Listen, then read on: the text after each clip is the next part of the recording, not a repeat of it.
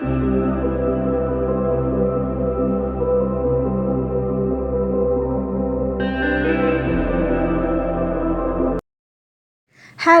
Everyone.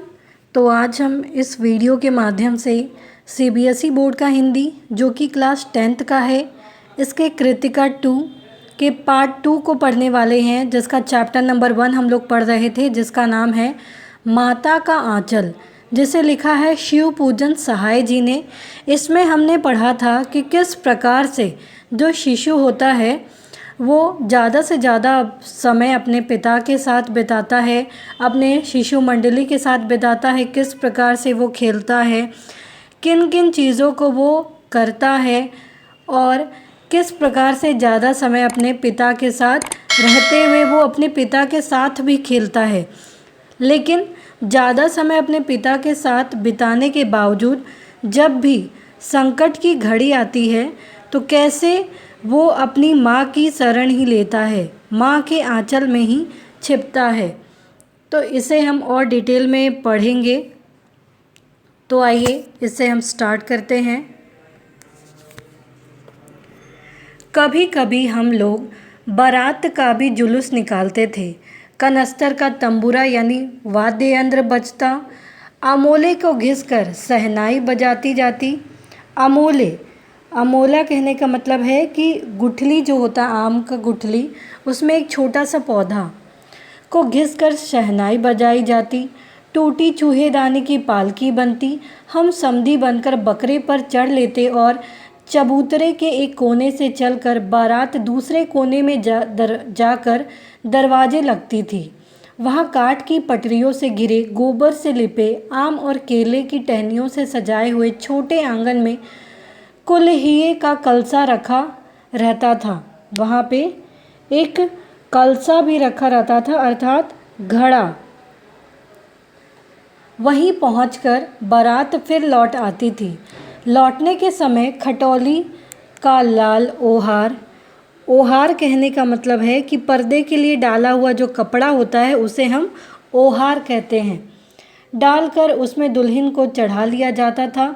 लौट आने पर बाबूजी ज्यों ही ओहार उघार कर दुल्हन का मुख निखारने लगते, त्यों ही हम लोग हंसकर भाग जाते। तो यहाँ किस प्रकार से दिखाया जा रहा है कि कभी कभी ये लोग बारात का भी जुलूस निकालते थे। ये खेल खेल रहे हैं लोग। तंबूरा बजता, अमोले को घिसकर किस प्रकार से शहनाई बजाई जाती, चूहेदानी की पालकनी होती, समधी बनकर कैसे लोग बकरे पर चढ़कर जाते, एक चबूतरे से चलकर बारात दूसरे दरवाजे तक जाती, वहाँ काठ की पटरियाँ लगती, गोबर से लीपे जाते ज़मीन, आम और केले की टहनियों से सजाए हुए वहाँ आंगन बहुत ही सुंदर दिखते हैं और वहाँ कलसा भी रखा जाता है, घड़ा। और वहीं पहुंचकर बारात फिर वहाँ से लौटती है। लौटते समय उसके लिए जो कपड़ा डाला गया था उसे हम ओहार कहते हैं, डालकर उसमें दुल्हन को कैसे चढ़ाया जाता है। फिर लौट आने पर जो ही बाबू उस ओहार के कपड़े को उघार कर दुल्हन का मुख देखते हैं तो त्यों ही लोग, जितने भी लोग हैं वहाँ, वो हंसने लगते हैं। थोड़ी देर बाद फिर लड़कों की मंडली जुट जाती है। इकट्ठा होते ही राय जमती की खेती की जाए। बस चबूतरे के छोर पर घिरनी गड़ जाती और उसके नीचे की गलियों में ये बन जाती। मूंज की बटी हुई पतली रस्सी में एक चुक्कड़ बांध गराड़ी पर चढ़ाकर लटका दिया जाता और दो लड़के बैल बनकर मोट खींचने लग जाते। चबूतरा खेत बनता। कंकड़ बीज और ठेंगा हल जुआठा बड़ी मेहनत से खेत जोते बोए और बटाए जाते। फसल तैयार होते देर न लगती और हम हाथों हाथ फसल काट लेते। काटते समय गाते थे, ऊंच नीच में बई कियारी, जो उपजी सो भई हमारी। अब यहाँ पे कहा गया है कि कैसे लड़कों की जो मंडली है वो जुट जाती थी। इकट्ठा होते ही सबकी अलग अलग राय जमती थी, राय बनती थी और क्या किया जाए, खेती किया जाए। बस चबूतरे के दोनों छोर पर घिरनी गड़ जाती और उसके नीचे जो गलियां हैं वो बनती। मूंज की बटी हुई जो पतली रस्सी होती है वो चुक्कड़ से बांध दी जाती। फिर उसमें गराड़ी चढ़ाकर लटका दिया जाता था। 2 बैल बनकर मोटे खींचने लगते थे, जो मोट है वो खींचने लगते थे। चबूतरा खेत बनता था, कंकड़ बीज और ठेंगा हल जुआठा। बड़ी मेहनत से खेत जोए बोए जाते थे। तो किस प्रकार से यहाँ पे कार्य किया जा रहा है, और इसी कार्य में फसल तैयार होने में देर नहीं लगती थी। हाथों हाथ फसल भी काट लिए जाते थे। ये तुरंत से फसल क्यों तैयार हो रही है, क्योंकि यहाँ खेल खेला जा रहा है। और काटते समय ये लोग गीत गाते थे, बच्चे जब आपस में खेलते थे। ऊंच नीच में बई कियारी, जो उपजी सो भई हमारी। फसल को एक जगह रखकर उसे पैरों से रौंद डालते थे।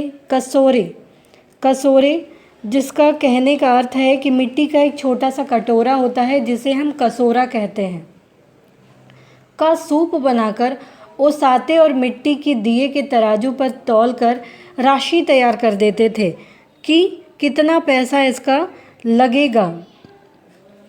कियारी अर्थात छोटा खेत।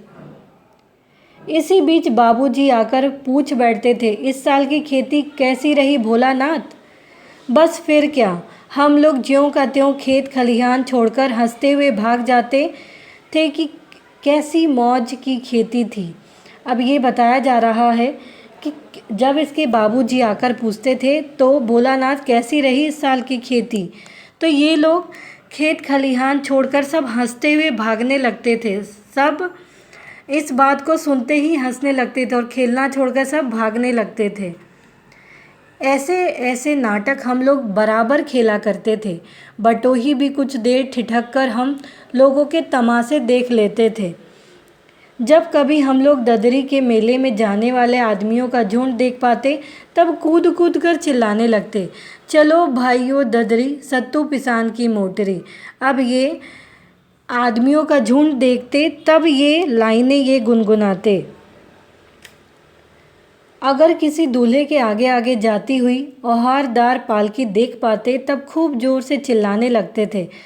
अब किसी आदमियों को झुंड देखते तो कूद कूद कर क्या चिल्लाते वो दिया गया है। फिर जब दूल्हे के आगे आगे जाती हुई औहारदार जो पालकी होती है वो देखते, तब वो क्या चिल्लाते थे, तब वो कहते थे, रहरी में रहरी पुरान रहरी, डोला के कन्या हमार महरी। यहाँ कहा गया है रहरी, रहरी यानी अरहर। अरहरी का अर्थ होता है अरहर। इसी पर एक बार बूढ़े वर ने हम लोगों को बड़ी दूरी तक खदेड़ कर ढेलों से मारा था, क्योंकि उसको गुस्सा आ गया। उस खसूट खबीस की सूरत आज तक हमें याद है। न जाने किस ससुर ने वैसा जमाई ढूंढ निकाला था। वैसा घोड़ मुँहा आदमी हमने कभी नहीं देखा था। अब एक बार जैसे ही ये लाइनें गा रहे थे, वैसे ही एक वहाँ के जो वर है, बूढ़े वर ने, उसको गुस्सा आया और उसने इन लोगों को ढेले से मारा और खदेड़कर निकाल दिया। तब इन लोगों को उनसे बहुत ज़ोर गुस्सा आया बच्चों को, और उन्होंने कहा कि न जाने किस ससुर ने ऐसा जमाई ढूंढ निकाला है, हमने तो ऐसा घोड़मुहा कभी देखा नहीं। आम की फसल में कभी कभी खूब आंधी आती है। आंधी के कुछ दूर निकल जाने पर हम लोग बाग की ओर दौड़ पड़ते थे। वहाँ चुन चुन कर घुले घुले गोपी आम चापते थे। अब ये लोग जब फसल लगती आम की, तो आम की फसल में कभी कभी बहुत ज़्यादा आंधी आ जाती थी, तो उससे ये लोग क्या करते थे कि बाग की तरफ दौड़ते और वहाँ जो चुन चुन कर घुले घुले जो गोपी आम है वो खाने लगते। एक दिन की बात है, आंधी आई और पट पड़ गई। आकाश काले बादलों से ढक गया। मेघ गरजने लगे, बिजली कौंधने और ठंडी हवा सनसनाने लगी। पेड़ जो है वो ऐसे झूमने लगे, ज़मीन चूमने लगे। हम लोग चिल्ला उठे, एक पैसा की लाई बाजार में छितराई, बरखा उधरे बिलाई। अब ये जब बारिश होने की स्थिति हो रही है तो ये लोग ये लाइन गाते हैं। लेकिन बरखा न रुकी, बारिश हुई और भी मूसलाधार पानी होने लगा। हम लोग पेड़ों की जड़ से धड़ से सट गए, जैसे कुत्ते के कान में अठई चिपक जाती है। यहाँ कहा गया है कि किस प्रकार से अठई उसमें चिपक जाती है, इसका वर्णन किया गया है। मगर बरखा जमी नहीं, थम गई। अब अठई अर्थात कुत्ते के शरीर में एक छोटा कीड़ा होता है, उसे हम अठई कहते हैं, तो वो चिपक जाती। बरखा बंद होते ही बाग में बहुत से बिच्छू नज़र आते। हम लोग डर कर भाग चले। हम लोगों में बैजू बड़ा ढीठ था। संयोग की बात है, बीच में मुसन तिवारी मिल गए। बेचारे बूढ़े आदमी को जूझता नहीं सूझता कम था। बैजू उनको चिढ़ाकर बोला, बुढ़वा बेईमान, मांगे करेला का चोखा। अब ये उनको भी चिढ़ा रहे हैं। हम लोगों ने भी बैजू के सुर में सुर मिलाकर यही चिल्लाना शुरू किया, क्योंकि उनके ग्रुप में, उनकी टोली में एक बैजू नाम का लड़का था जो कि बहुत ढीठ था। यहाँ पे हमने देखा, और जब रास्ते में मुसन तिवारी मिले तो वो उनको देखकर भी चिल्लाने लगे। मुसन तिवारी ने बेतहाशा खदेड़ा। हम लोग तो बस अपने अपने घर की ओर आंधी की तरह भागे। जब हम लोग न मिल सके तब तिवारी जी सीधे पाठशाला में चले गए। वहाँ से हमको और बैजू को पकड़ लाने के लिए 4 लड़के गिरफ्तार वारंट लेकर छूटे। इधर जो ही हम लोग घर पहुँचे त्यों ही गुरुजी के सिपाही हम लोगों पर टूट पड़े। क्योंकि उन्होंने ऐसा काम किया था उनको चिढ़ाने का। बैजू तो 9-2-11 हो गया, अर्थात भाग गया, ये भी एक मुहावरा है। हम पकड़े गए। फिर तो गुरुजी ने हमारी खूब खबर ली, क्योंकि सारा काम किया बैजू ने और ये लोग सारे पकड़े गए। बाबूजी ने यह हाल सुना, वह दौड़े हुए पाठशाला में आए। गोद में उठाकर हमें पुचकारने और फुसलाने लगे, पर हम दुलारने से चुप होने वाले लड़के नहीं थे। रोते रोते उनका कंधा आंसुओं से तर हो गया, अर्थात गीला हो गया। वह गुरुजी की चिरौरी कहने का मतलब है गुरुजी से विनती करके हमें घर ले चले गए। वह रास्ते में फिर हमारे साथी लड़कों का झुंड मिला। वे जोर से नाचते और गाते थे, माई पकाई गरर गरर पुआ, हम खाई पुआ, ना खेलब जुआ। अब ये गाते हुए चले गए। फिर क्या था, हमारा रोना धोना भूल गया। हम हट करके बाबूजी की गोद से उतर पड़े और लड़कों की मंडली में मिलकर वहीं तान सुर अलापने लगे। तब तक सब लड़के सामने वाले मकई के खेत में दौड़ पड़े। उसमें चिड़ियों का झुंड चल रहा था। वे दौड़ दौड़ कर उन्हें पकड़ने लगे, पर एक भी हाथ ना आई। हम खेत से अलग ही खड़े होकर गा रहे थे, राम जी की चिड़ई, राम जी का खेत, खा लो चिड़ई भर भर पेट। अब यहाँ जो चिड़ियाँ जो उड़ रही है और उनको जो ये पकड़ने के लिए दौड़ रहे हैं, ये उनके लिए गीत गा रहे हैं, लेकिन एक भी चिड़िया इनके पकड़ में नहीं आई। हमसे कुछ दूर बाबूजी और हमारे गांव के कई आदमी खड़े होकर तमाशा देख रहे थे और यही कहकर हंसते थे कि चिड़िया की जान जाए, लड़कों का खिलौना। सचमुच लड़के और बंदर पराई पीर नहीं समझते। ये लोग बच्चे हैं और ये बहुत सारी बातें नहीं समझते हैं कि जो चिड़िया हैं उनकी भी जान है, जान जाए तो जाए, लेकिन ये खिलौना बनाकर रखे हैं उनको। एक टीले पर जाकर हम लोग चूहों के बिल से पानी खींचने लगे। नीचे से ऊपर पानी फेंकना था। हम सब थक गए। तब तक गणेश जी के चूहे की रक्षा के लिए शिव जी का सांप निकल आया। रोते चिल्लाते हम लोग बेतहाशा भाग चले। कोई औंधा गिरा, कोई अंटा चट, किसी का सिर फूटा, किसी के दांत टूटे, सभी गिरते पड़ते भागे। हमारी सारी देह लहू लुहान हो गई, पैरों के तलवे कांटों से छलनी हो गए।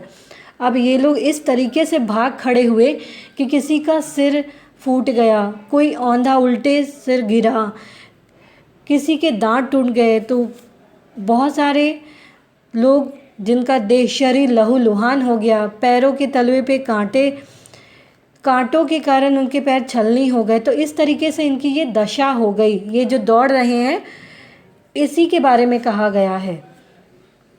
हम एक सुर से दौड़े आए और घर में घुस गए। उस समय बाबूजी बैठक के ओसारे में बैठकर हुक्का गुड़गुड़ा रहे थे। ओसारे यानी बरामदा में। उन्होंने हमें पुकारा, पर हमने उनकी अनसुनी करके दौड़ते हुए मैया के पास ही चले गए। जाकर उसकी गोद में शरण ली। मैया चावल अमनिया कर रही थी, यानी चुन रही थी। हम उसी के आंचल में छिप गए। हमें डर से कांपते देखकर वह जोर से रो पड़ी और सब काम छोड़ बैठी, अधीर होकर यानी बेहोश होकर हमारे भय का कारण पूछने लगी। अधीर मतलब उनको समझ में नहीं आया, बेहोशी टाइप से अचानक से वो शॉक्ड हो गई कि ये क्या हुआ, और डर गई और डर से पूछने लगी। कभी हमें अंग भरकर दबाती और कभी हमारे अंगों को अपने आंचल से पोंछकर हमें चूम लेती। बड़े संकट में पड़ गई थी माँ। जाहिर सी बात है, एक बच्चे को उसकी माँ इस अवस्था में देखेगी तो वो दुखी ही होगी। झटपट हल्दी पीसकर हमारे घावों पर थोपी गई, यानी लेप लगाया गया। घर में कोहराम मच गया, शोर मच गया। हम सभी धीमे सुर से साम सा कहते हुए मैया के आंचल में लुके चले जाते थे। सारा शरीर थर थर काँप रहा था, रोंगटे खड़े हो गए थे। हम आंखें खोलना चाहते थे पर वे खुलती न थी। हमारे कांपते हुए होठों को मैया बार बार निहार कर रोती और बड़े लाड से हमें गले लगा लेती थी। इसी समय बाबूजी दौड़े आए, आकर झट हमें मैया की गोद से अपनी गोद में लेने लगे। पर हमने मैया के आंचल की प्रेम और शांति के चंदवे की छाया न छोड़ी। अब यहाँ बताया गया है कि जब बच्चे कष्ट में थे तो वो कैसे अपने मैया के पास आकर छिप गए, उसके आंचल में छिप गए। इसीलिए इसका नाम भी रखा गया है माता का आंचल, कि जब कष्ट होता है तो बच्चे माता के आंचल में ही छिपते हैं। और जब उसके बाबूजी ने उन्हें गोद में लेने की कोशिश की तब भी बच्चे वहाँ पे उनकी गोद में न गए, बल्कि अपनी माता के आंचल में ही, माता की आंचल की छाया में ही वो रहे। तो इस प्रकार से ये चैप्टर समाप्त होता है। उम्मीद है आपको ये चैप्टर समझ में आया होगा, जिसमें हमने देखा कि कैसे एक बच्चा अपने कष्ट में माता को ही याद करता है, माता के आंचल में ही उसे शांति मिलती है। तो अगर आपको ये चैप्टर समझ में आया हो तो प्लीज़ आप इस वीडियो को लाइक करना, शेयर करना, सब्सक्राइब करना, कमेंट करना ना भूलें। Thank you.